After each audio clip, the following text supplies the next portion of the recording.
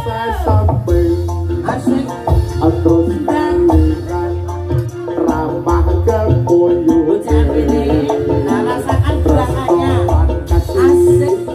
kasih sayangi karepan ibu bakal dadi ayo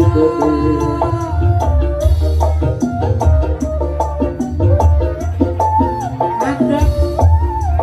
hei ayo mas langsung ngadep mas monggo ayo mas ayo mas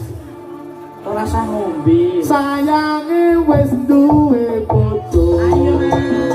atane aku kepaton